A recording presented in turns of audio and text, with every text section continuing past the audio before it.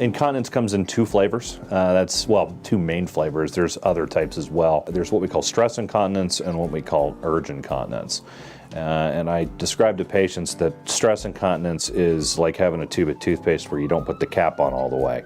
You squeeze the tube, something's going to come out, and that's essentially what's happening with stress incontinence. So the sphincters and the apparatus of the urethra aren't working properly, so when the patient strains or coughs, sneezes, picks up something heavy, they'll press down on the bladder and push a little bit of urine out.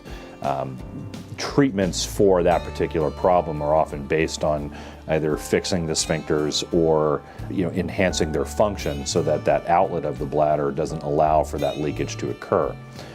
Urge incontinence and by corollary to that overactive bladder, essentially the same thing. That's a twitchy bladder itself. That's where the bladder says, I gotta go, and you can't shut it off. And patients have a tendency to sort of contract. They'll dump the whole contents of the bladder, and that's the I can't hold it. That's the I got to race to get to the bathroom.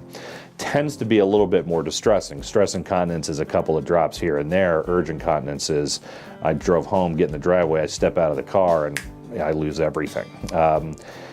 That treatments towards that are geared towards calming down that overactivity. So we can inject Botox to mildly paralyze the bladder. We've got a number of oral medications that will cool that off from a couple of different neurologic pathways. And we've even got a procedure called an InterStim or sacral neuromodulator that we can stimulate the nerves that go to the bladder that will control those symptoms in the majority of patients.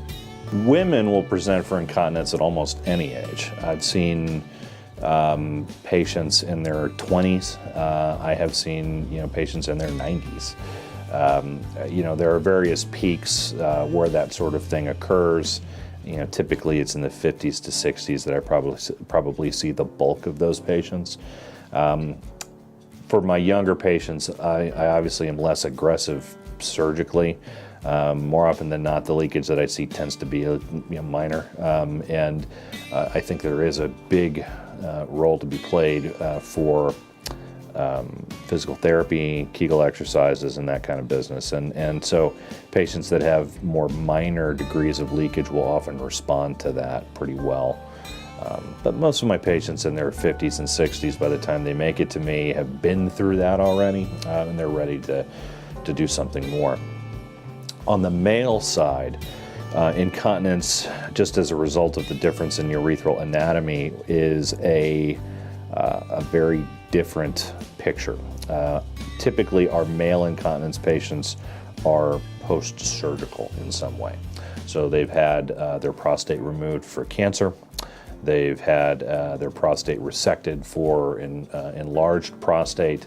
Those guys are a very different population, and typically they're in their 50s or older when they present.